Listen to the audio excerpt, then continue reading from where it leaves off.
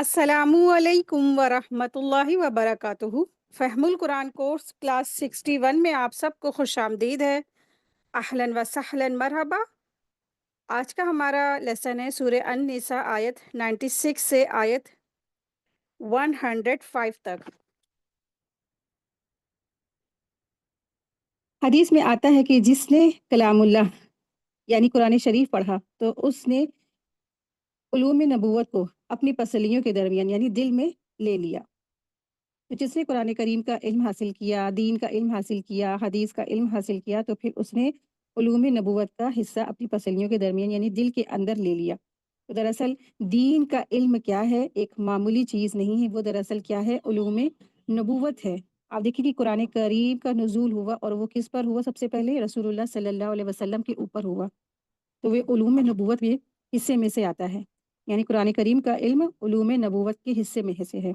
जो इसको लेता है अपने सीने में, जो पढ़ता है, पढ़ाता है, दरअसल क्या है? वो उसका ख़ास दर्जा और ख़ास मर्तबा और अल्लाह के एक ख़ास उसके लिए अजर लिख लिया जाता है।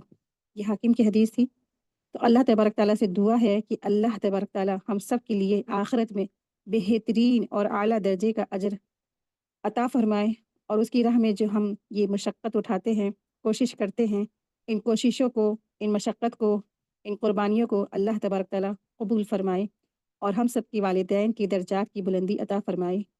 आमीन या रब्बल आलमीन।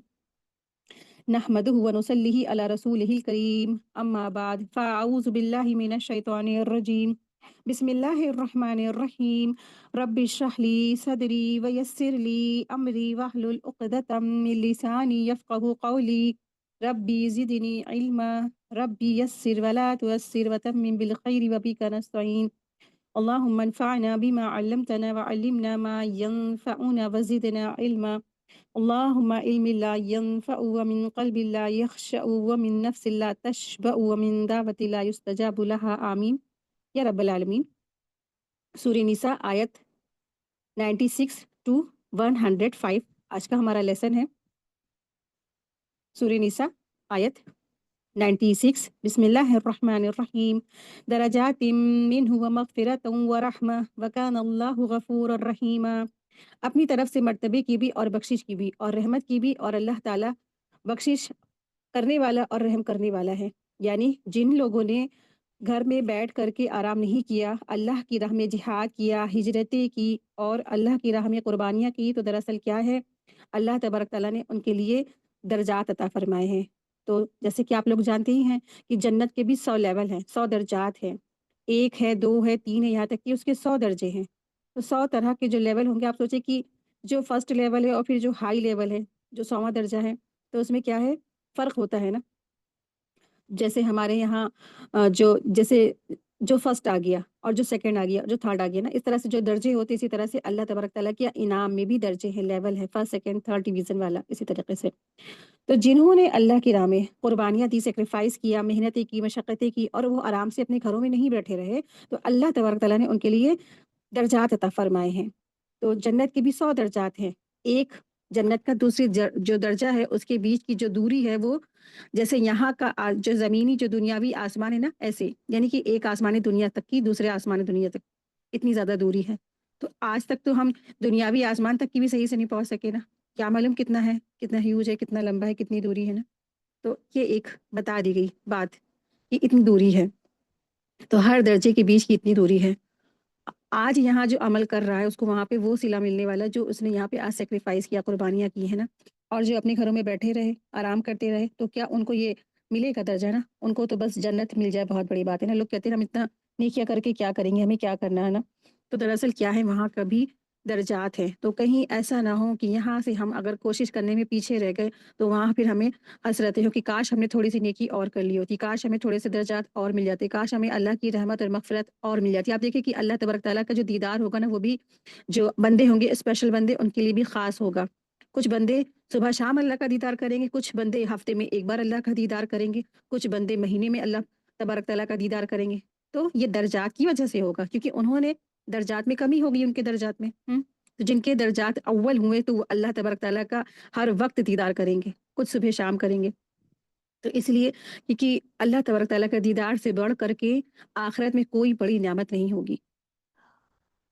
तो जिन्होंने दुनिया में मेहनतें की, जिन्होंने कोशिशें की, वो अपने घरों में बैठे नहीं रहे।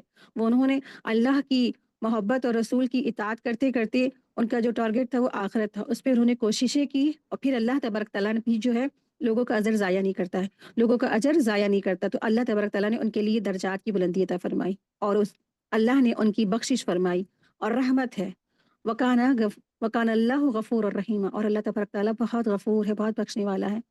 आप देखिए कि जो भी सहाबा थे, जो ईमान लाए, पहली ज़िंदगी में क्या था, बहुत गुनाहगार थे वो। उन्होंने बहुत बड़े-बड़े गुनाह किए, औरतों पे ज़ुल्म किए, अपनी औलादों पे ज़ुल्म किए, यहाँ तक कि अपनी बेटियों को ज़िंदा दफ़ना देते थे और अल्लाह ताला के साथ तो बहुत सारे सहाबा ने शिर्क भी किया था। और अल्लाह ताला के साथ उन्होंने बुतों की परस्तिश भी की थी। लेकिन जब उनको इस्लाम पहुँचा, उनको हिदायत मिली तो उन्होंने सच्ची तौबा कर ली। तो इससे क्या पता चलता है कि अल्लाह तबारक तआला लोगों के गुनाहों को बख्शने वाला है, माफ़ फ़रमाने वाला है। अल्लाह तबारक तआला ने उन लोगों के भी गुनाहों को माफ़ फ़रमा दिया और उनसे अल्लाह राज़ी हो गया, रज़ी अल्लाहु अन्हा का उनके जो सर्टिफ़िकेट मिल गया। तो कभी भी अल्लाह की रहमत से नाउम्मीद ना होना चाहिए। हर इंसान, हर शख्स ने अपनी ज़िंदगी में कुछ ना कुछ गुनाह ख़ता किए हैं। आप देखिए कि पैगम्बराने इस्लाम का भी क्या था? उन्होंने भी कहीं न कहीं कुछ ना कुछ उनसे बहुत बड़ी-बड़ी मिस्टेक हुई। हर पैगम्बर से कुछ ना कुछ ख़ता हुई, कुछ ना कुछ ग ग जो है उनसे गलती हुई। तो अल्लाह तबारक तआला ने उनकी इस्लाह भी फ़रमाई और हमारी उसमें भी रहनुमाई। सहाबा रज़ी अल्लाह अन्हु जो थे, उनसे भी कुछ ना कुछ गलतियाँ हुई और फिर जब ईमान लाने के बाद भी उनसे कुछ गलतियाँ हुई, तो अल्लाह तबारक तआला ने उनकी भी इस्लाह फ़रमाई ताकि हमारे लिए इसमें हमारी रहनुमा हो जाए। तो कभी भी हमें अल्लाह की रहमत से नाउम्मीद नहीं होना चाहिए और अल्लाह ताला की उम्मीद से इतना भी ज़्यादा नहीं ये सोचना चाहिए कि हम कुछ भी कर लें। आज शराब बना है और हम शराब पिए चले जा रहे हैं कि अल्लाह की रहमत बहुत बड़ी है तो अल्लाह माफ़ कर देगा। तो ये भी तजावुज़ नहीं करना चाहिए इंसान को। हाँ, लेकिन ये है कि अगर पिछली ज़िंदगी में कोई ऐसा गुनाह इंसान से हो गया लेकिन आज वो उस पे शर्मिंदा है, आज वो अल्लाह से माफ़ी माँगता है, आज अल्लाह के आगे सच्ची तौबा करता है तो अल्लाह तबारक तआला क्या है? वकान अल्लाहु गफूरर रहीमा। अल्लाह तबारक तआला बहुत बख्शने वाले हैं। अल्लाह तबारक तआला बहुत रहम करने वाले हैं। अल्लाह से बढ़कर कोई मोहब्बत नहीं करने वाला। एक बंदा जो तन्हाई में अल्लाह को याद करके अपने आँसू बहाता है, तो उस आँसू की वजह से वो जहन्नुम में नहीं जलेगा। अल्लाह तबारक तआला उसको जन्नत में डालेंगे इंशाअल्लाह। तो बस क्या है अपने गुनाहों पे बस शर्मिंदा हो, अल्लाह से सच्ची तौबा कर ले और आजकल के दिन तो ख़ास करके स्पेशल है कि अल्लाह के आगे खूब रोएँ, गिड़गिड़ाएँ। ये अशरा ज़िलहज्जा के जो शुरू के जो 10 दिन होते हैं, ये बहुत स्पेशल होते हैं। कम से कम 2 रकात नमाज़ सलातुत तौबा पढ़े, अपने गुनाहों की माफ़ी माँगे, अल्लाह से रोए और गिड़गिड़ाएँ कि अल्लाह हमने पिछली ज़िंदगी में ना जाने कितने गुनाह किए हैं अल्लाह, तू वो जानता है, हमें नहीं पता कि हम कितने गुनहगार हैं। जो भी हमने गुनाह किए हैं, चाहे वो कबीरा हों, चाहे सगीरा हों, तो बस अल्लाह अपनी रहमत से माफ़ फ़रमा दे। तो अल्लाह अपनी अपनी रहमत से हमें माफ़ फ़रमा दे। तो इंशाअल्लाह ताला क्या होगा वकान अल्लाहु गफूरर रहीमा। तो अल्लाह तबारक तआला बहुत बख्शने वाला है, बहुत रहम करने वाला है। कभी भी अल्लाह की रहमत से नाउम्मीद ना हो क्योंकि दरअसल नाउम्मीदी क्या है? कुफ्र है। आयत 97 जो लोग अपनी जानों पर ज़ुल्म करने वाले हैं, जब फरिश्ते उनकी रूह कब्ज़ करते हैं तो पूछते हैं, तुम किस हाल में थे? तो ये जवाब देते हैं कि हम अपनी जगह कमज़ोर और मगलूब थे। तो फरिश्ते कहते हैं, क्या अल्लाह की ज़मीन कुशादा न थी कि तुम हिजरत कर लेते? यही लोग हैं जिनका ठिकाना दोज़ख है और पहुँचने की बुरी जगह है। तो दरअसल यहाँ पे एक कुछ ख़ास गिरोह का, कुछ ख़ास लोगों का ज़िक्र हो रहा है। दरअसल ये आयत उन लोगों के बारे में नाज़िल हुई जो मक्का और उसके इर्द-गिर्द मौजूद थे। और वो मुसलमान हो चुके थे, ईमान ले आए थे, लेकिन उन्होंने अपने पुश्तैनी इलाके, पुश्तैनी घराने, पुश्तैनी जगह, पुश्तैनी बागात वग़ैरह, ख़ानदान वग़ैरह छोड़ कर के हिजरत करने से परहेज़ किया, गुरेज़ किया। जबकि मुसलमानों की जो क़ुव्वत को इकट्ठा करने के लिए, जमा करने के लिए हिजरत उस वक़्त क्या थी? वाजिब कर दी गई थी कि जो ईमान लाएगा और वो क्या करे हिजरत कर जाए किधर मदीना की तरफ ताकि सारे मुसलमान एक जगह इकट्ठे हो जाएं और सारे इस्लाम और मुसलमानों की जो कुव्वत है वो जमा हो जाए एक ही जगह। लेकिन ये कुछ मुसलमान थे उन्होंने हिजरत नहीं की। किस वजह से अपने जो है ना अपने घर वालों की मोहब्बत में अपने पुश्तैनी इलाकों घर मकान जायदाद ज़मीन रिश्तेदारियाँ पड़ोसियाँ नातेदारियाँ इन सब की मोहब्बत में उन्होंने हिजरत नहीं की। और फिर क्या हुआ? तो फिर जब वो फ़ौत होते हैं, जब वो मौत के करीब पहुँचते हैं, तो फ़रिश्ते जब उनकी रूह कब्ज़ करने लगे, तो फिर उनसे ये मुख़ातिब हुए कि उनसे कहा गया कि तुम्हें क्या हो गया था? तुमने अपनी जानों पे ज़ुल्म क्यों कर लिया? दरअसल जब इंसान अल्लाह के فرائض نہیں ادا کرتا ہے، اللہ کے احکامات نہیں ادا کرتا ہے، تو وہ اپنی جانوں پر ظلم کرتا ہے۔ فرشتے کہتے ہیں کہ تم نے کیوں نہیں ہجرت کر لی، جب تم کو اللہ تبارک تعالیٰ نے حکم دیا تھا کہ اگر جو جو اسلام لے آ رہا ہے، جو مسلمان ہو رہا ہے، وہ کیا کرے، مدینہ کی طرف ہجرت کرے، تو انہوں نے ہجرت نہیں کی۔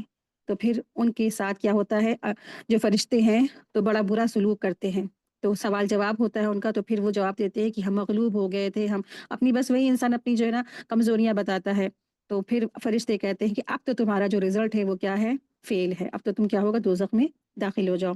صحیح بخاری میں حضرت ابن عباس رضی اللہ عنہ سے روایت ہے کہ کچھ لوگ ایسے تھے جنہوں نے اسلام قبول کر لیا تھا، مگر انہوں نے ہجرت نہیں کی تھی، اور وہ مشرکین ہی کے ساتھ رہتے تھے، مشرکین کی جماعت میں مدد بھی کرتے تھے، اور مشرکین کہیں جنگ کرنے جاتے تھے تو یہ بھی ساتھ چلے جاتے تھے، جس سے مشرکین کی جماعت میں اور اضافہ ہو جاتا تھا۔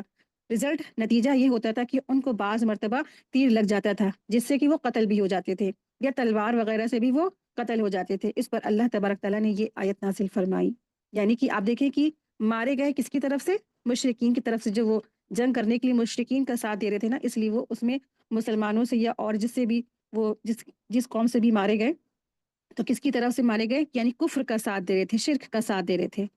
تو اس آیت پر یہ ناراضگی کا اظہار فرمایا گیا ہے کہ اگر کوئی شخص ہجرت کے موقع میسر ہونے کے باوجود اگر وہ ہجرت نہ کرے اور وہ دین اور ایمان پر عمل اسلام کے لیے فکر مند نہ ہو، تو کافروں کا اگر وہ ساتھ دے رہا ہے، تو پہلے تو اسے، ایسے لوگوں کو اللہ تبارک تعالیٰ نے کہا ہے ظالمی انفسہم، فرمایا ہے کہ وہ کیا ہے، وہ لوگ اپنی جانوں پر ظلم کرتے ہیں۔ ہجرت نہ کرنا، اللہ کی بات نہ ماننا، تو اپنی جانوں پر ظلم کرنے والے ہیں۔ اور فرمایا کہ جب یہ جو فرشتے ان کی جانوں کو قبض کرنے لگتے ہیں تو کہتے ہیں کہ تم کہاں تھے، دین کے ضروری کام تم کیوں نہیں بجا لائے، دین کے اللہ نے تمہیں جو کام دیے تھے وہ تم نے کیوں نہیں بجا لائے، تم نے کیوں نہیں فرما برداری کی۔ تو ایسے لوگ جواب دیتے ہیں کہ ہمارا رہنا سہنا اور ایسی ہماری سرزمین بھی تھا جہاں ہم مغلوب تھے، اوپریسڈ تھے، تو اس لیے بہت سی ضروریات دین پر عمل نہ کر سکتے تھے، یعنی کہ ہم قرآن پر اور رسول صلی اللہ علیہ وسلم پر احکامات پر عمل نہیں کر سکے۔ تو فرشتے جواب میں کہتے ہیں کہ کیا اللہ کی زمین وسیع نہیں تھی، کشادہ نہیں تھی، اتنی بڑی دنیا ہے، تم کہیں بھی چلے جاتے، تو اپنا وطن چھوڑ کر کسی دوسری جگہ پر چلے جاتے اور فرائض ادا کرتے، اور اس وقت تو مدینہ سینٹر تھا سارے مسلمانوں کے لیے، وہاں تم چلے جاتے۔ تو وہ لوگ نہیں گئے۔ تو دراصل شروع میں مدینہ کے لیے ہجرت دراصل کیا تھی، واجب تھی۔ جن لوگوں نے بطور نفاق اسلام قبول کیا اور وہ لوگ اپنے نفاق کی وجہ سے عذاب کے مستحق ہوئے، اور جن لوگوں نے اسلام کو دل سے قبول کیا لیکن وسعت ہوتے ہوئے ہجرت نہیں کی اور فرض کو چھوڑنے کی وجہ سے، اس لیے کہ ان کی وجہ سے دین کے دشمنوں کی مدد بھی ہوتی تھی اور عذاب کے بھی وہ حقدار ہوئے۔ ہجرت کوئی سفر تجارتی نہیں ہے کہ مال کے ساتھ اور آسانیوں کے ساتھ گھر سے نکل جائے اور پھر واپس آ جائے، یہ تو ایک مشکل چیز ہے۔ دین ایمان کو بچانے کے لیے گھر بار، زمین جائیداد سب کچھ چھوڑنا پڑتا ہے، وطن کو مستقل طور پر چھوڑ دیا جاتا ہے، پھر دشمن بھی نکلنے نہیں دیتے ہیں، یعنی کہ اگر آپ دیکھیں کہ واپس جانا بھی پڑے تو پھر دشمن وہاں پہ آنے بھی نہیں دیتے ہیں، اور جب ہجرت کرتا ہے تو انسان، تو اس علاقے سے دشمن ہجرت کرنے بھی نہیں دیتے ہیں، اور پھر اگر موقع لگ گیا تو اولاد کو بھی ساتھ لے لیا، ورنہ ان کو بھی چھوڑنا پڑ جاتا ہے۔ اتنے جان کے خطرات ہوتے ہیں، جیسے رسول اللہ صلی اللہ علیہ وسلم نے ہجرت کی تھی نا، ان کے جان کے خطرات کتنے زیادہ تھے، اور وہ کتنی پریشانی مشکلات سے انہوں نے ہجرت کی۔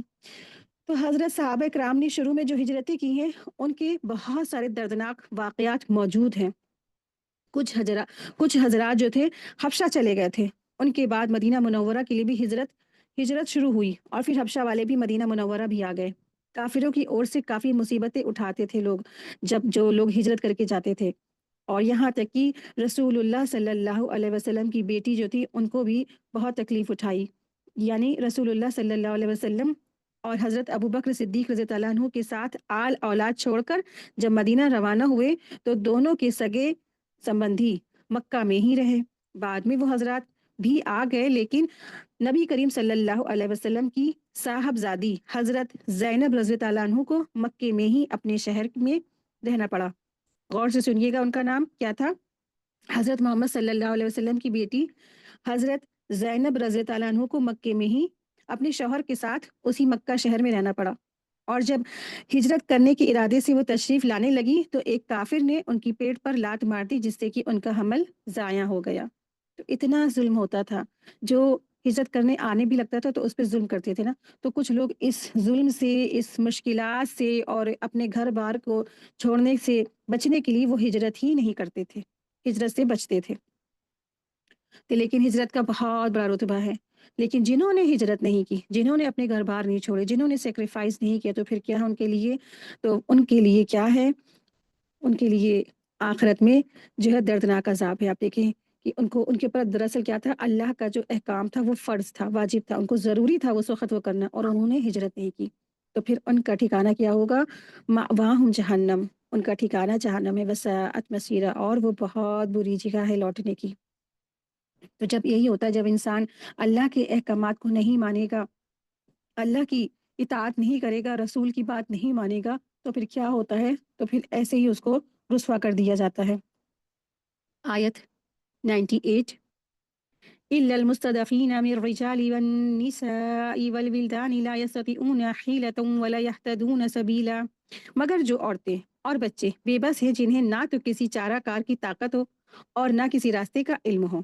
تو یہاں اس سے یہ پتہ چلتا ہے، اس آیت سے، ہجرت اس وقت سب کے لیے واجب تھی، لیکن الا المستضعفین، یعنی کہ سوائے کچھ کمزور لوگوں کے، اور جو کمزور لوگوں کے لیے ان میں کون کون آ گئے؟ کچھ بوڑھے کمزور بیمار مرد اس میں آ گئے، اور عورتیں آ گئیں، اور جو ہے کچھ بچے جو چھوٹے بچے ہیں، بالغ بچے نہیں، ٹھیک ہے؟ تو یہ سب اس سے مستثنا رکھے گئے ہیں، ان پر ہجرت واجب نہیں تھی۔ تو جو واجب کن پہ تھی؟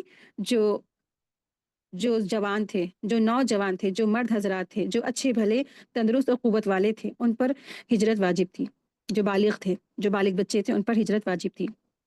تو اللہ تبارک تعالیٰ نے، دیکھیں سورہ نساء ہے نا، آپ دیکھیں اللہ نے عورتوں پر ہجرت واجب نہیں رکھی۔ اللہ نے عورتوں کو کتنا زیادہ رخصت دی، ہر چیز میں رخصت، ہجرت بھی واجب نہیں ہے نا۔ پھر بھی کچھ عورتوں نے ہجرت کی، اس میں سے خود رسول اللہ صلی اللہ علیہ وسلم کی بیٹی بھی تھی نا، زینب، لیکن وہ ہجرت کر رہی تھی تو ساتھ میں ان کے اوپر ظلم بھی کیا گیا۔ آپ دیکھیں کہ جب رسول کی بیٹی کو نہیں چھوڑا گیا، رسول اللہ صلی اللہ علیہ وسلم پر کتنے ظلم ہوئے۔ تو ایک عام انسان، عام مسلمان، کیا اس کو چھوڑ دیں گے یہ لوگ؟ تو کبھی بھی ان کے ظلموں سے انسان کو ڈرنا نہیں چاہیے، کیونکہ دراصل کیا ہے، یہ جو ظلم کر رہے ہیں، تو اگر کوئی ظلم کرتا بھی ہے تو دراصل کیا، وہ وقتی ہے، وہ آزمائش بھی ہو سکتی ہے، لیکن آخرت میں کیا ہے، وہ ہمیشگی ہے، وہاں پہ اللہ تبارک تعالیٰ ہمیشہ ہمیشہ کے لیے بہترین اجر دیں گے۔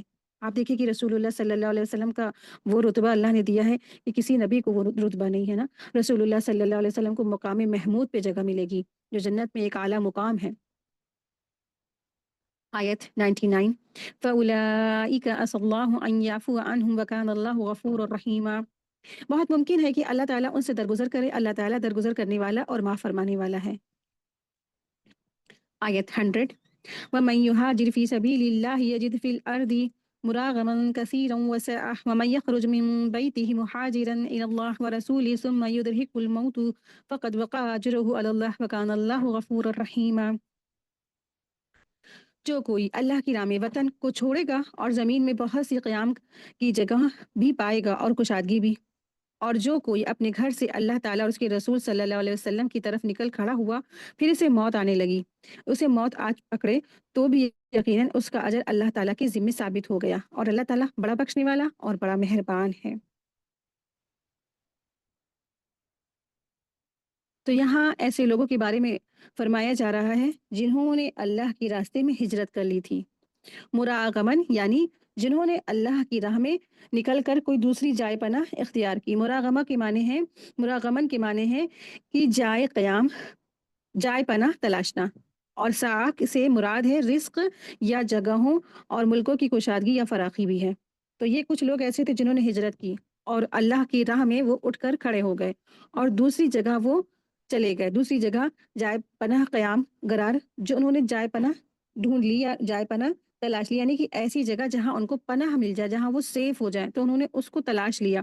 تو پھر جس نے بھی اس کا ارادہ کر لیا، تو پھر دراصل کیا ہے، وہ سب کیا ہوئے، وہ اللہ کی راہ میں نکلنے والے ہو گئے، چاہے بھلے ہی اس کو راستے میں موت واقع ہو جائے، لیکن اس نے کیا کی، اس نے نیت تو کر لی نا، اس نے ارادہ تو کر لیا نا، کیونکہ دراصل کیا ہے، انما الاعمال بالنیات، کیونکہ اعمالوں کا دار و مدار تو کیا ہے، دراصل نیتوں پہ ہے۔ ومن یخرج من بیتہ، ابن ابی حاتم اور ابو یعلا نے سند کے ساتھ حضرت ابن عباس رضی اللہ تعالیٰ عنہ سے نقل کیا ہے کہ سمورہ بن جندب رضی تعالیٰ عنہ اپنے گھر سے ہجرت کے ارادے سے روانہ ہوئے اور اپنے گھر والوں سے کہا کہ مجھے سوار کرا دو اور مشرکین کی زمین سے رسول اللہ صلی اللہ علیہ وسلم کی طرف روانہ کر دو، مگر رسول اللہ صلی اللہ علیہ وسلم کے پاس پہنچنے سے پہلے ہی راستے میں وہ انتقال فرما گئے۔ ان کی شان کے بذریعے آپ صلی اللہ علیہ وسلم پر یہ آیت نازل ہوئی، جو کہ اپنے گھر سے اس نیت سے نکلے تھے کہ اللہ تعالیٰ اور اس کے رسول کی طرف ہجرت کروں گا۔ اسی طرح سے ایک اور واقعہ ملتا ہے خالد بن حرام رضی اللہ عنہ کا ہے کہ وہ جب حبشہ سے روانہ ہوئے اور راستے میں یعنی کہ وہ جب حبشہ سے مدینہ کی طرف آنے لگے ہجرت کرنے کے لیے تو راستے میں ان کو سانپ نے کاٹ لیا، جس کی وجہ سے ان کا انتقال ہو گیا۔ اس طرح یہ آیت نازل ہوئی۔ تو یہ کئی طرح سے اس کے مفہوم ہے آیت کے۔ دراصل کیا ہے کہ آیت کا مفہوم کیا ہے؟ عام ہے۔ اس سے واضح ہوتا ہے کہ واضح طور پر اعلان فرما دیا گیا ہے کہ جو کوئی بھی نا اللہ کی راہ میں اور اس کے رسول کی طرف ہجرت کے لیے نکل جائے تو اس کا مقصد صرف اللہ کی رضا ہو، دین اور ایمان کو بچانا چاہتا ہو، تو اس کو سچی نیت سے نکل جانا ہی اجر و ثواب ہے۔ اگرچہ وہاں تک پہنچ نہ سکا اور راستے میں اس کو موت آ گئی یا راستے میں اس کو انتقال ہو گیا، تو مقصد دراصل کیا ہے؟ ظاہری مقصد تک وہ نہیں پہنچ پایا، یعنی کہ وہ ہجرت تک نہیں پہنچ پایا، لیکن حقیقی مقصد تو اصل مطلب جو اس کا حقیقی مقصد تھا نا وہ تو حاصل ہو گیا، اس نے تو ہجرت کر لی نا، کیونکہ اللہ تعالیٰ کے یہاں اس کا ثواب لکھ دیا گیا ہے اور اس کی ہجرت کو منظور کر لیا گیا ہے۔ اللہ تعالیٰ بڑے مغفرت والے رحیم ہیں اور اچھی نیت پر ثواب بھی عطا فرماتے ہیں اگرچہ عمل پورا نہ بھی ہوا ہو۔ اس سے کیا پتہ چلتا ہے؟ اس سے بہت سی چیزیں پتہ چلتی ہیں کہ جب بھی انسان اللہ کی راہ میں نکلتا ہے اور وہ گھر سے نکل گیا، اس نے نیت کر لی، اب راستے میں کیا ہوا؟ اس کا انتقال ہو گیا، تو پھر اللہ تبارک تعالیٰ اس کو وہی اجر دیں گے جس نیت سے وہ گھر سے نکلا تھا نا۔ بعض اوقات انسان تبلیغ کے لیے نکل جاتا ہے گھر سے اپنے 3-4 مہینے کے لیے، راستے میں ہی پہنچا اور نہیں وہاں تک جا سکا تو پھر فوت ہو گیا، تو اللہ تبارک تعالیٰ اس کو وہی اجر عطا فرمائیں گے جو اس کی نیت تھی۔ دراصل لفظ ہجرت عربی زبان میں چھوڑ دینے کو کہتے ہیں اور شرعی اصطلاح میں اللہ تعالیٰ کے دین پر عمل کرنے کے لیے اپنا وطن چھوڑ کر کوئی دوسرا وطن اختیار کرنے کو ہجرت کہا جاتا ہے۔ کبھی کبھی مومن بندے کفر کے ماحول سے جان چھڑانے کے لیے خود سے وطن چھوڑ کر چلے جاتے ہیں اور کبھی کبھی اہل کفر ان کو وطن سے نکال بھی دیتے ہیں۔ ان دونوں ہی صورتوں میں ہجرت ضروری ہو جاتی ہے، یعنی ایک انسان جہاں پہ وہ رہ رہا ہے، جس کنٹری میں وہ رہ رہا ہے، جس دیش میں وہ رہ رہا ہے، لیکن وہاں کے جو لوگ ہیں اس کو تنگ کر رہے ہیں، اس کو دین کے احکامات پر عمل نہیں کرنے دیتے، دین پر اس کو چلنے نہیں دیتے، اس کے جو احکامات پہ اس کو روکا جاتا ہے کہ اگر تم اسلام کو فالو کرو گے تو تم کو یہ سزا ہے، یا اس پہ ظلم کیا جاتا ہے، تو پھر ضروری ہو جاتا ہے کہ وہ دارالحرب سے، دارالکفر سے نکل کر دارالاسلام کی طرف چلا جائے، یعنی کہ ایسے علاقے میں چلا جائے جہاں پر اس کو دین پر عمل کرنے میں کوئی پابندی نہ ہو۔ تو یہ حکم دراصل کیا ہے؟ یہ عام ہے، قیامت تک کے لیے عام ہے۔ جو بھی لوگ اس طرح سے جو شکار ہوئے ہیں، جب ان کو اپنے دین کے احکامات پر عمل کرنے نہیں دیا جاتا تو ان کو چاہیے کہ پھر وہ ہجرت کر جائیں ایسے ملک کی طرف کہ جو ان کو جو ہے اپنے دین کے احکامات پر عمل کرنے سے نہ روکے۔ اور ہجرت بہت طریقے سے بھی ہوتی ہے، پہلے بھی آپ لوگوں کو جیسے بتا بھی چکے ہیں کہ ہجرت کئی طریقے کی ہوتی ہے۔ انسان اپنے گناہوں کو چھوڑ کر نیکیوں کی طرف لوٹ آئے اور اپنے برے اور جو کافر دوستوں سے کو چھوڑ کر کے انسان اپنے مسلمان اسلام کے دوستوں اور اس ایمان والے مومنوں کی طرف دوستی کر لے، یہ بھی ہجرت ہے۔ اور جو انسان جو ہے اپنی جو پہلے کی جو زندگی ہے یعنی کہ جاہلانہ زندگی کو چھوڑ کر جب انسان علم کی طرف آتا ہے تو پھر یہ بھی کیا ہے؟ ہجرت ہے۔ تو ہجرت کئی طریقے کی ہوتی ہے، سب سے اعلیٰ جو اول درجے کی جو ہجرت ہے وہ دراصل کیا ہے کہ اپنا ملک چھوڑ کر کے جب انسان کسی اور ملک میں چلا جاتا ہے اور اپنا پیچھے اپنا گھر بار دوار رشتہ دار اقارب اور سب کچھ چھوڑ دیتا ہے، تو یہ کیا ہے؟ دراصل یہی حقیقی ہجرت ہے۔ تو جب یہ ہجرت یہ لوگ کرتے ہیں تو پھر ان کے لیے کیا ہے؟ اللہ تبارک تعالیٰ کیا بہترین ان کے لیے اجر ہے، کیونکہ آپ دیکھیں کہ مہاجرین جو ہوئے یعنی کہ جو صحابہ تھے، جو مہاجرین تھے، ان کے لیے جو کیا ہے اللہ نے بہترین ان کو نمبر 1 کے وہ جو ہے مسلمان ہوئے، ان کے لیے بہترین اجر و ثواب تیار کر رکھا۔ پھر نمبر 2 پہ انصار مدینہ آتے جنہوں نے ان کو جو ہے وہ وہاں پہ ان کی ہیلپ کی، ان کے لیے گھر بار اپنے دیے، ان کے لیے جو ہے بزنس دیے، ان کے لیے جاب دی، ان کے لیے یہاں تک کہ اپنی بیویاں بھی دے دی، یعنی اپنی بیویوں کو طلاق دے کے جو مہاجرین وہاں سے ہجرت کر کے آئے تھے ان سے ان کے نکاح کرا دیے۔ تو انہوں نے ایک بردر ہوڈ قائم کیا، یہاں تک کہ اپنی پراپرٹیز میں بھی ان کو حصہ دے دیا، لیکن جب جو اللہ تبارک تعالیٰ نے پراپرٹی کی والی جو آیت نازل فرما دی تو پھر وہ اس سے رک گئے، لیکن انہوں نے اتنی زیادہ قربانیاں کی۔ دیکھیں آپ کہ مہاجرین اور انصار دراصل کیا ہے جو بہت زیادہ اللہ کے بہترین اشخاص، بہترین لوگ کہلائے، بہترین قوم کہلائے، بہترین جو صحابہ کہلائے. تو پھر ایسے لوگوں کے لیے دراصل کیا ہے، اللہ تبارک تعالیٰ کے بہترین اجر ہے. آیت 101. وَإِذَا ضَرَبْتُمْ فِي الْأَرْضِ فَلَيْسَ عَلَيْكُمْ جُنَاحٌ أَن تَقْصُرُوا مِنَ الصَّلَاةِ إِنْ خِفْتُمْ أَن يَفْتِنَكُمُ الَّذِينَ كَفَرُوا إِنَّ الْكَافِرِينَ كَانُوا لَكُمْ عَدُوًّا مُبِينًا. جب تم سفر میں جا رہے ہو تو تم پر نماز کی قصر کرنے میں کوئی گناہ نہیں ہے، اگر تمہیں ڈر ہو کہ کافر تمہیں ستائیں گے. یقیناً کافر تمہارے کھلے ہوئے دشمن ہیں. تو یہاں پہ دراصل خاص کر کے نماز جو قصر ہے اس کے بارے میں ذکر کیا گیا ہے. جب انسان حالت سفر میں ہے اور وہ سفر کی حالت میں ہے تو پھر وہ کیا کرے، نماز کو قصر کر کے پڑھ سکتا ہے. جہاد اور ہجرت میں چونکہ انسان کو کیا کرنا پڑتا ہے، سفر کرنا پڑتا ہے. ہجرت کر کے جا رہے ہیں تب بھی سفر کر رہا ہے، یا جہاد کر رہا ہے تب بھی وہ سفر کر رہا ہے نا. تو اس لیے ہجرت کے ساتھ ساتھ سفر میں نماز قصر کرنے کا بھی حکم بیان فرما دیا گیا ہے. تو مسلمان ہمیشہ قصر نماز پڑھتے آئے ہیں. قصر صرف 4 رکعت والی نماز میں ہے. یعنی غور سے اس چیز کو سنیے گا کیونکہ اکثر لوگ اس چیز میں کنفیوز ہوتے ہیں. قصر صرف 4 رکعت نماز والی نماز میں، یعنی ظہر، عصر اور عشاء کی جو 4 رکعتیں ہوتی ہیں اس کو 4 رکعت کی بجائے 2 رکعت پڑھی جاتی ہے.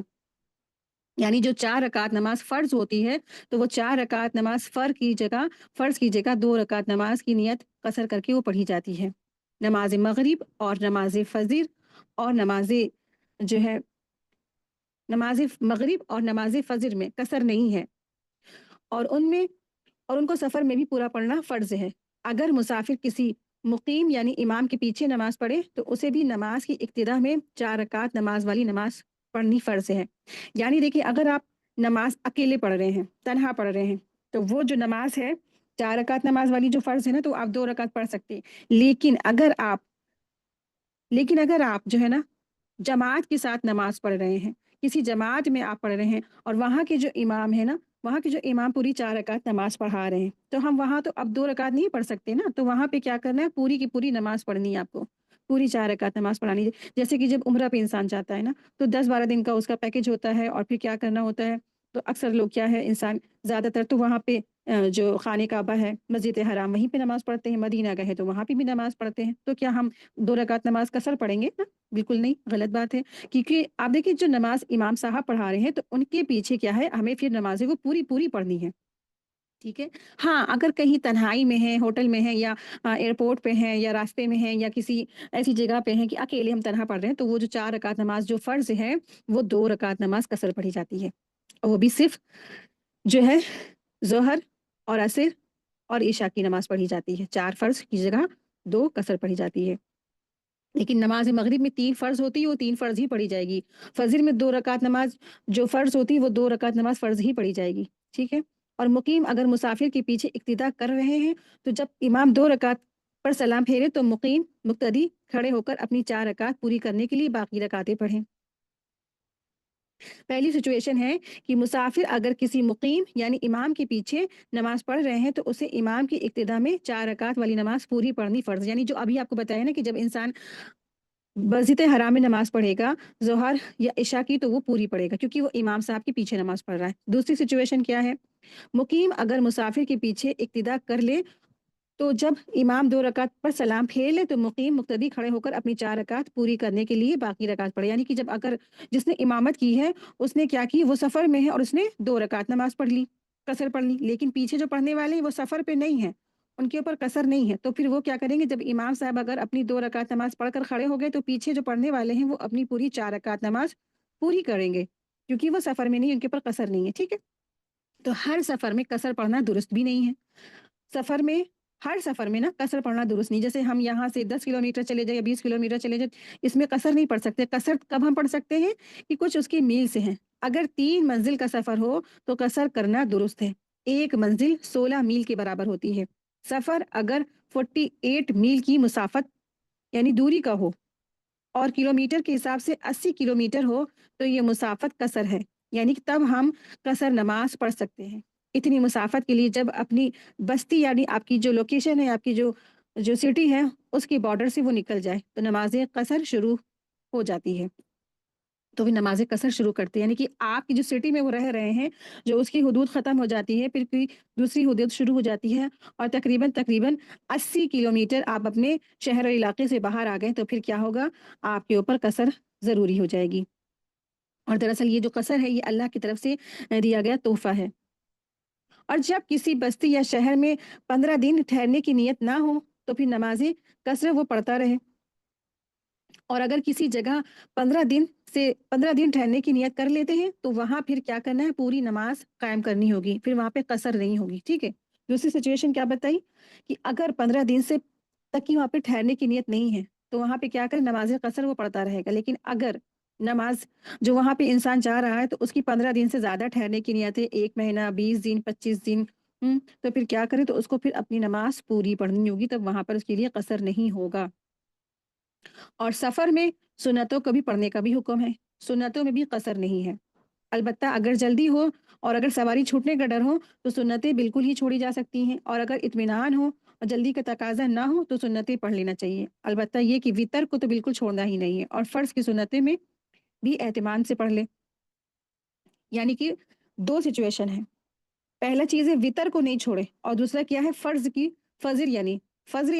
کی سنتوں کو بھی ضروری پڑھنا ہے۔ قصر میں بھی اگر ہے، سفر میں بھی ہے، تو وطر نہیں چھوڑی جائے گی، اور فجر کی جو 2 سنتیں پڑھی جاتی ہیں ان کو بھی نہیں چھوڑا جائے گا، ان کو بھی پڑھا جائے گا، ٹھیک ہے۔ آیت دیکھیں، آیت نمبر 102،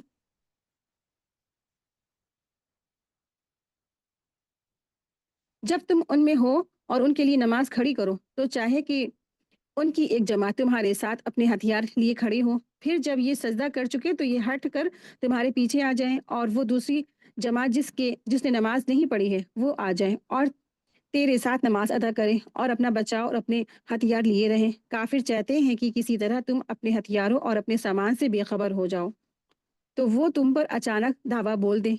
ہاں، اپنے ہتھیار اتارے رکھنے میں اس وقت تم پر کوئی گناہ نہیں ہے جب کہ تمہیں تکلیف ہو، یا باوجہ بارش کے، یا بسبب بیمار ہو جانے کے، اور اپنے بچاؤ کی چیز کے ساتھ لیے رہو، یقیناً اللہ تعالیٰ نے منکروں کے لیے ذلت کی مار تیار کر رکھی ہے۔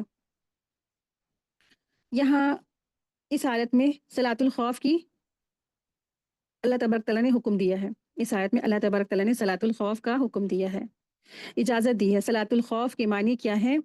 خوف کے معنی ہے، یعنی صلاۃ الخوف کے معنی ہے خوف کی نماز۔ یہ اس وقت ہوتی ہے جب یہ اس وقت اس پر عمل ہوگا جب مسلمان اور کافر کی فوجیں ایک دوسرے کے مقابل جنگ کے لیے تیار کھڑی ہوں، اور ایک لمحے کی بھی غفلت مسلمانوں کے لیے سخت خطرناک ثابت ہو سکتی ہے، تو ایسے حالات میں اگر نماز کا وقت ہو جائے تو صلاۃ الخوف پڑھنے کا حکم ہے، جس کی مختلف صورتیں حدیث میں بیان بھی کی گئی ہیں۔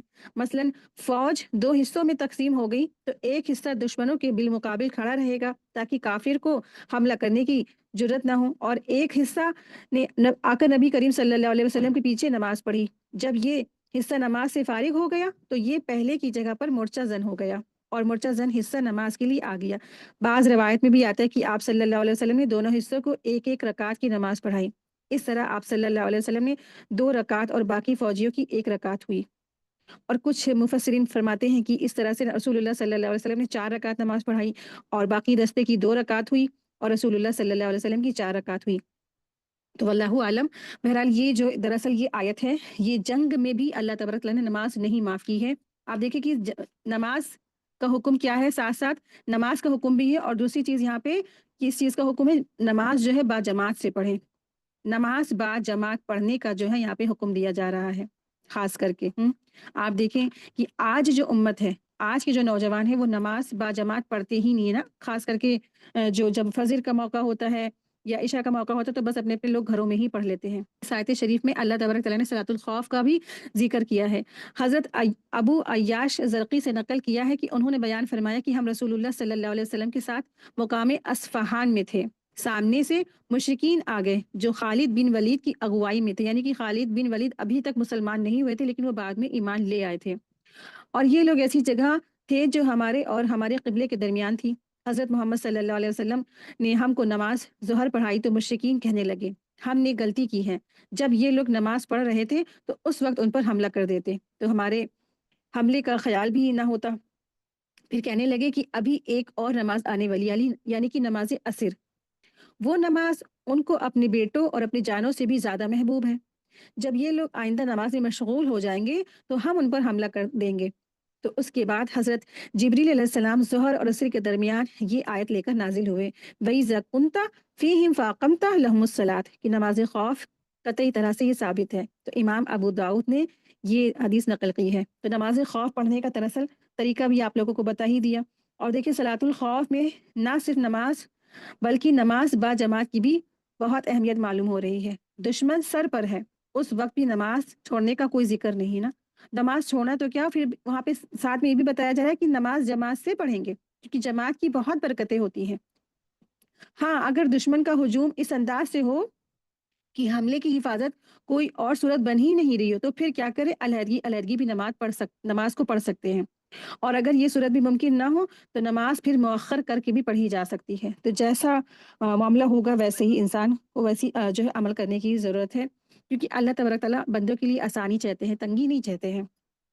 تو آپ دیکھیں کہ یہاں کس کا حکم دیا جا رہا ہے، لیکن جنگ کے میدان کا حکم ہے، اور جنگ کے میدان میں بھی نماز نہیں معاف ہے۔ آپ دیکھیں ہم پر چھوٹی سی پریشانی آتی، چھوٹی سی مشکلات آتی، چھوٹا سا ہم کوئی ہاسپٹلائز ہو جاتے ہیں، یا انسان کوئی راستے میں ہوتا ہے، یا کہیں کوئی اس پہ مصیبت آ پڑتی ہے، یا کوئی اس کی چوٹ لگ جاتی ہے، یا کوئی اس کو تکلیف پہنچ جاتی ہے، یا کوئی اس کو غم ہو جاتا ہے، تو پھر کیا ہے، انسان نمازیں چھوڑ دیتا ہے، نمازیں ترک کر دیتا ہے۔ تو کیا ہمیں ضرورت ہے، ہمیں نمازوں کو پابندی بہت ضروری ہے، اور یہاں تک کہ نماز ہمیں کیا کرنی ہے، اس کے اول وقت پہ بھی پڑھنی ہے۔ آیت 103، پھر جب تم نماز ادا کر چکو تو اٹھتے بیٹھتے لیٹتے اللہ کا ذکر کرتے رہو، اور جب اطمینان پا جاؤ تو نماز قائم کرو، یقیناً نماز مومنوں پر مقرر وقتوں پر فرض ہے۔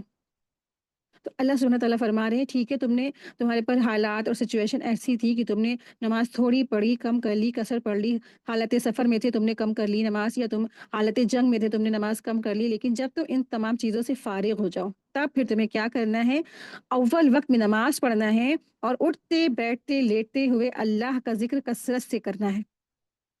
فَإِذَا قَضَيْتُمُ الصَّلَاةَ فَاذْكُرُوا اللَّهَ یعنی پھر جب تم نماز ادا کر چکو تو اٹھتے بیٹھتے لیٹتے بھی اللہ کا ذکر کرو، یعنی کہ جنگ کے میدان میں بھی اگر تم نماز پڑھ چکی ہے نا، تمہاری زبان تو تمہاری کیا خالی ہے نا، تو تم اپنی زبانوں سے بھی اللہ کا ذکر کرو۔ سفر میں بھی تم کیا مجبور ہو اپنے ہاتھ پیرے سے اللہ کے آگے سجدہ کرنے میں، نہیں پڑھ سکتے اس طریقے سے نماز، لیکن زبان تو تمہاری فری ہے نا۔ زبان کو فالتو کی گپ شپ میں، فالتو کی فضولیات میں لگانا نہیں، زبان کو کس میں لگانا ہے، اللہ کے ذکر میں لگانا ہے۔ لیٹے ہو جب بھی، بیٹھے ہو جب بھی، چل رہے ہو تب بھی، ہر وقت میں اللہ کو یاد کرتے رہنا ہے۔ یہ زبان بہت امپورٹنٹ ہے۔ آپ دیکھیے چھوٹا سا بس خالی اس سے ایک جملہ ادا ہوتا ہے، سبحان اللہ۔ ایک سبحان اللہ زمین اور آسمان کے درمیان کی خلا کو بھر دیتا ہے، اس کا اتنا اجر ہے۔ تو پھر بھی ہم کیا ہے، آخرت میں پتہ چلتا ہے کہ قیامت کے دن ایک ایک انسان نیکیوں سے محتاج ہوگا نا۔ کیوں؟ کیونکہ غافل ہیں، آج امپورٹنٹ نہیں دیتے، سمجھتے نہیں چیزوں کو کہ ہمارے ایک ایک لمحات کتنے امپورٹنٹ ہیں۔ آج افسوس ہوتا ہے کہ آج امت مسلمہ اور نوجوان یوتھ اور جو ہے خواتین جو اس موبائل کی جو فتنوں میں پھنسی ہوئی ہیں، یا پھر جو یہ ٹی وی ہے یا انٹرنیٹ کی فتنوں میں پھنسی ہوئی ہے نا، آج ان کے پاس بہت سارا وقت ہے کہ وہ ساس بہو کی سازشوں والا جو سیریل سے وہ تو دیکھتی ہیں، لیکن ان کے پاس اتنا وقت نہیں ہے کہ اللہ کا ذکر کر سکے، اللہ کے دین حاصل کر سکے، علم حاصل کر سکے، یا اپنے بچوں کو تربیت دے دے۔ آپ دیکھیں کہ جو خواتین، جو مائیں، جو بہنیں ساس بہو سیریلز میں جو سازشیں دیکھتی ہیں، تو پھر ان کے بچے بھی تو وہی دیکھتے ہیں نا، ان کے بچے بھی تو وہی سنتے ہیں۔ وہ تو جانتے ہیں کہ واقعی میں میری امی نے ہمیشہ یہی دیکھا ہے۔ اب جب آپ واقعی میں جب وہ بہو آپ خود لائیں گی، اور وہ بچہ جب بڑا ہو جائے گا تو اس کے دماغ میں تو وہی رچا بسا ہے کہ میری امی نے تو واقعی میں وہی ساس بنی ہے جو بچپن میں وہ دیکھا کرتی تھی ساس کی سازشیں، وہی آج بھی ساس کی سازشیں کر رہی، حالانکہ وہ ایسا ان کا کوئی بھی انٹینشن نہیں ہوتا ہے۔ بچے کے دماغ میں تو بیٹھ ہی چکا ہے نا، میری زندگی بھر ساس بہو سازشیں سیریل دیکھا ہے، آج میری امی وہی ساس بن بھی گئی ہیں، للیتا پوار والی ساس۔ تو بچوں کو ان سب چیزوں سے دور رکھیں۔ آپ دیکھیں ماں باپ جب خود نیک ہوں گے تو بچے آلریڈی نیک ہو جائیں گے، بچے خود ان کو دیکھ کر کے، اپنے ماں باپ کو دیکھ کے خود نیکی بے طرف جائیں گے انشاءاللہ۔ तो माँ बाप को भी चाहिए ना अपने अमाल को सुधार ले। हम रात दिन टीवी पे अपना लगा रहे हैं, हम रात दिन अपना मोबाइल पे लगा रहे हैं, हम रात दिन गपशपे कर रहे हैं, हम रात दिन अपना जो सारा वक्त है अपनी सारी एनर्जी से फिजूलियात में वेस्ट कर रहे हैं, और हम उम्मीद करते हैं कि हमारे बच्चे मस्जिद के इमाम बन जाए, हम उम्मीद करते हैं कि हमारे बच्चे जो है हाफिज कुरान बन जाए। तो ऐसा थोड़ी ना होता है। जब आप आज खुद कुर्बानी देंगे, बच्चों के अंदर ट्रांसफर करेंगे चीजें ना, कुरान की आयतें ट्रांसफर करेंगे, कुरान के इल्म को ट्रांसफर करेंगे, अच्छी अच्छी बातें उनके अंदर डाली जाएंगी ना, उनको माहौल दिया जाएगा, उनके लिए वो माहौल क्रिएट किया जाएगा, तब जाके फिर वो बच्चे क्या होते हैं, अच्छे बच्चे और नेक बच्चे बनते हैं। और फिर जो माएँ बहनें इस तरीके से वो अमल नहीं करती हैं और उनका खाना बस पक्का 5 मिनट 10 मिनट जैसे तैसे झोंक झाँक के जला के, और नमक तेज़ और हांडी में मिर्चा तेज़ और खाना बस पक्का, और झाँक झाँक के उधर भी टीवी एलसीडी में वही सीरियल्स और नाटक चल रहा है। आप देखिए कि वो जो खाना भी पकता है ना इस तरीके से, फिर वो भी खाना भी जाके पेट में वो अच्छा नहीं बनता है, वो बुराई की तरफ वो जो है बच्चों को वो तरगीब देता है। क्यों? क्योंकि आप देखिए जब खाना भी नहीं होगा इस तरीके से, माँओं ने किस तरीके से खाना बनाया, सीरियल्स देख-देख के, नाटक देख-देख के, गाना गा-गा करके, तो वो खाना पेट में जाके नूर नहीं बनता है, वो खाना जाके पेट में गुनाह बनता है, बच्चों को गुनाहों पे उभारता है। तो अपने आप के अंदर तकवा लाएँ। अगर हम चाहते हैं कि हमारे बच्चे जन्नत में जाएँ, तो हमें चाहिए कि हम अपने अमल को सुधार लें। हम अपने अमाल को सुधारेंगे तो ऑटोमेटिकली इंशाल्लाह हमारे बच्चे भी सही हो जाएँगे। हम जब खाना बनाएँ तो अल्लाह का ज़िक्र करें। कम से कम ये नहीं कर सकते तो ठीक है, एक ऐसी ऑडियो लगा दें तिलावत की कि आप सुनते रहें उसको तिलावत और आप खाना बनाते रहें। तो वो जो खाना होगा वो नूरानी बनेगा जाके इंशाल्लाह। वो बच्चों के अंदर नूर पैदा करेगा। आयत 104, वला तहीनु वला तहीनु फी इब्तिगाइल कौम इन तकूनु तालमून फइन्नहुम यालमून कमा तालमून व तरजून मिनल्लाह मा ला यरजून व कानल्लाहु अलीमन हकीमा। उन लोगों का पीछा करने से हारे दिल होकर बैठ ना रहो। अगर तुम्हें बेआरामी होती और उन्हें भी तो तुम्हारी तरह बेआरामी होती है, और तुम अल्लाह ताला से वो उम्मीद रखते हो जो उम्मीदें उन्हें नहीं, और अल्लाह ताला दाना और हकीम है। यानी अपने दुश्मनों के ताक़ुब करने में कमज़ोरी मत दिखाओ। तुम्हारे जो दुश्मन हैं उनका सामना करने में तुम कमज़ोर मत हो जाओ। तुम तहनु ना हो, तुम तहज़नु ना हो, यानी कि तुम सुस्ती मत दिखाओ, तुम कमज़ोरी मत दिखाओ, बल्कि उनके खौफ से भरपूर जद्दोजहद करो और घात लगा कर बैठो। आप देखिए कि इस्लाम हमें किस चीज़ की इजाज़त दे रहा है ना, कि दुश्मनों से सामना करो, सरेंडर नहीं करने को कहता कि इस्लाम, कि आपके सामने अगर 4 गुंडे आ जाएँ या 10 गुंडे आ जाएँ, जय श्री राम कहें और आप कहें, आप आपसे आपको भी मजबूर किया जाए खुदा ना खास्ता, तो क्या करें, आप सरेंडर कर दें? हाँ, हम कह देते हैं ठीक है, हमको मार दो, काट दो, हम तो बस क्या, हम तो बस खाली हैं, हम तो निहत्ते नहीं। आपको भी जद्दोजहद करनी है, दुश्मनों का सामना करना है, दुश्मनों को घात लगा के खुद भी बैठना है। ये नहीं कर सकते कि हम क्या करें, बस हम क्या निहत्ते हैं, हम तो, हमारा तो कोई सहारा नहीं है, हम अकेले हैं, जो होगा देखा जाएगा, ठीक है, सरेंडर नहीं। इंसान को अगर कोई ऐसी हालात हो जाए, कोई औरत की इज़्ज़त पर हमला करता है, कोई लड़की अकेले कहीं जा रही है तो उसके ऊपर कोई हमला होता है, तो उसको भी चाहिए कि इंसान अपने आप को पहले तो अलर्ट रहे। इस तरीके की सिचुएशन ना पैदा करे कि अकेले कहीं जाना हो। और अगर कोई खुदा ना खास्ता कोई हमलावर होता है, कोई किसी शख्स पे हमलावर होता है, तो उसको भी चाहिए कि तुम कमज़ोरी मत दिखाओ। तुम भी क्या करो, डट कर मुकाबला करो, डट कर तुम सामना करो ऐसे लोगों का और जद्दोजहद करो और खुद भी घात लगाकर बैठ जाओ। तो यहाँ दरअसल अल्लाह तबारक तआला ने जो सहाबा थे, जो सहाबा थे, और अल्लाह तबारक तआला ने उनको हुक्म दिया कि तुम भी जो है दुश्मनों के ताक़ुब में कमज़ोरी मत दिखाओ, बल्कि उनके खिलाफ क्या करो, भरपूर जद्दोजहद करो और घात लगाकर बैठ जाओ। और फिर अल्लाह सुब्हानहू तआला ने फरमाया कि तुम, अगर तुम्हें तकलीफ पहुँची है ना, तुम्हें गम पहुँचा है, तुम्हें जो ज़ख्म पहुँचे हैं, तो इसी तरह से ऐसा नहीं हुआ है कि उनको तकलीफ नहीं पहुँची, उनको गम नहीं पहुँचे। उनको तो तुमसे ज़्यादा तकलीफ़ और गम पहुँची हैं, लेकिन तुम्हारे ज़ख्मों पर तुमको अजर है, तुम्हारी शहादत में तुम्हें अजर है, तुम्हारे गमों पर तुम्हें अजर है, लेकिन उनके ज़ख्मों पर कोई अजर नहीं, उनकी शहादत पर कोई अजर नहीं, उनके गमों पर कोई अजर नहीं। क्यों? क्योंकि उनका तो आखिरत पे यकीन नहीं था ना, उनका आखिरत का तो उन्होंने इनकार ही किया था। तो ये दरअसल क्या है, एक तरह से यहाँ पर अल्लाह सुब्हानहू तआला फरमा रहे हैं कि तुम्हारे लिए जो अजर है ना, उनके लिए वो अजर नहीं है, लेकिन तकलीफ तुम्हें भी पहुँचती है, तकलीफ उनको भी पहुँचती है। आप देखिए मिसाल के तौर पर आज जो हमें तकलीफ पहुँचती है, जैसे मिसाल के तौर पे दर्द, तकलीफ, दुःख, ऑपरेशन, हाँ, हॉस्पिटलाइज़ सभी लोग होते हैं, हिंदू, मुसलमान सब। लेकिन एक मुसलमान, जब वो मुसलमान होता है ना, तो फिर वो तकलीफ उसको पहुँचती है, तो अगर मुसलमान को एक काँटा भी चुभता है, एक काँटे का भी जैसे उसको एक तकलीफ पहुँचती है, तो अल्लाह तबारक तआला उसके लिए अजर लिख देते हैं, उसके लिए अजर रख देते हैं। लेकिन एक गैर मुस्लिम के लिए क्या ऐसा होता है? नहीं ना। تو اللہ تبارک تعالیٰ نے اسلام والوں کو، مسلمان والوں کو بہت زیادہ اجر دیا ہے، ہر فیلڈ میں، ہر جگہ۔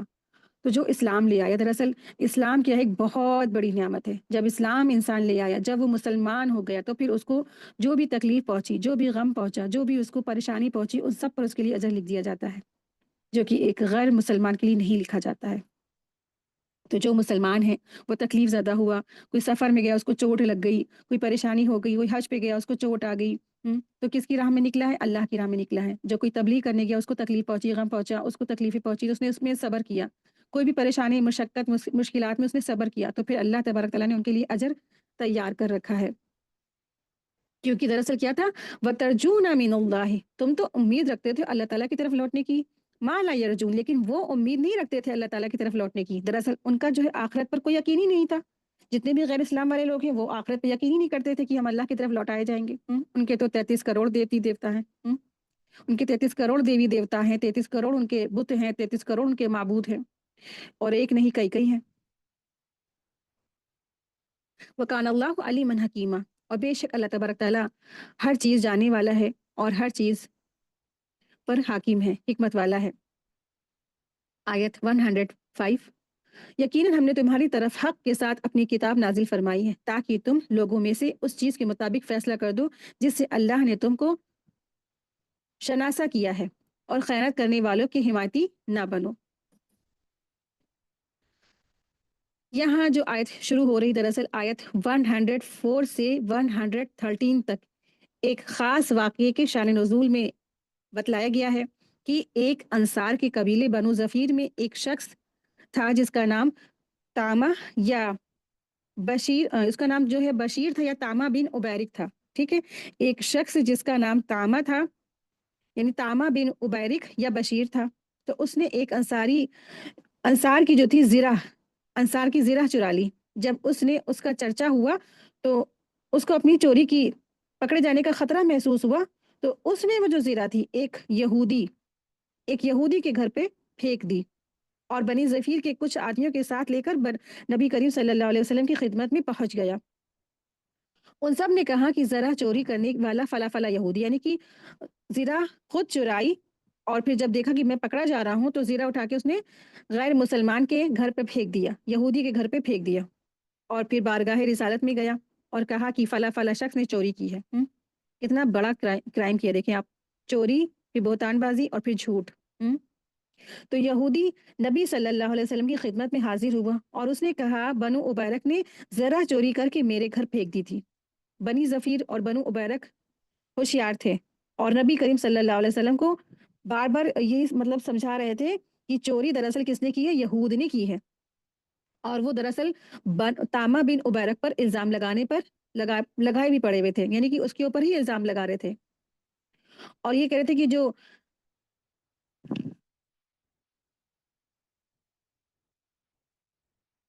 دراصل بنو جو عبارک تھا وہ لوگ ہوشیار تھے، اور نبی کریم صلی اللہ علیہ وسلم کو وہ سمجھا رہے تھے کہ جو چوری دراصل کیا ہے، چور یہودی ہے، اور وہ تامہ پر الزام لگانے میں جھوٹا ہے۔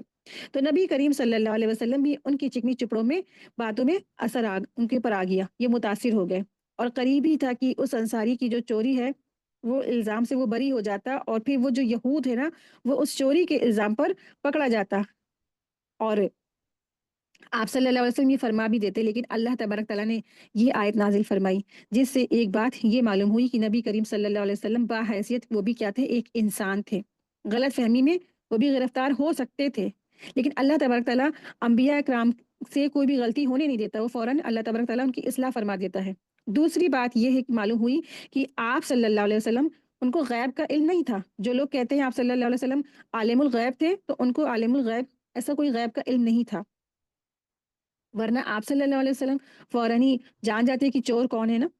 تیسری بات یہ معلوم ہوتی ہے کہ اللہ تبارک تعالیٰ نے اپنے پیغمبروں کی حفاظت فرمائی ہے، اور اگر کبھی حق سے چھپے رہنے کی وجہ سے ان سے کوئی غلط فیصلہ ہوتا تو اللہ تبارک تعالیٰ نے اس سے پہلے ہی ان کی اصلاح کرا دی، اور ان کی اصلاح کرا کر جو کام تھا، وہ جو معاملہ تھا، وہ بہترین کروا دیا۔ تو اللہ تبارک تعالیٰ فرما رہے کہ یقیناً ہم نے تمہاری طرف حق کے ساتھ اپنی کتاب نازل فرمائی ہے تاکہ تم لوگوں میں اس چیز کے مطابق فیصلہ کرو جس سے اللہ نے تم پر تناشا کیا ہے، ٹھیک ہے۔ اور خیانت کرنے والوں کے حمایتی نہ بنو، جبکہ رسول اللہ صلی اللہ علیہ وسلم جانتے بھی نہیں تھے کہ یہ خیانت کرنے والا دراصل ہے کون. طعمہ بن عبیرک ہے اور یہ یہودی. تو دراصل یہاں پہ جو خیانت کرنے والا جو شخص تھا وہ دراصل طعمہ بن عبیرک تھا. ٹھیک ہے، ان کا نام اچھے سے یاد رکھیے گا. اسی کے ساتھ ہی آج کی ہماری کلاس مکمل ہوئی. وآخر دعوانا ان الحمد للہ رب العالمین. سبحانک اللہم وبحمدک اشہد ان لا الہ الا انت استغفرک واتوب الیک. السلام علیکم ورحمۃ اللہ وبرکاتہ. جزاک اللہ خیر.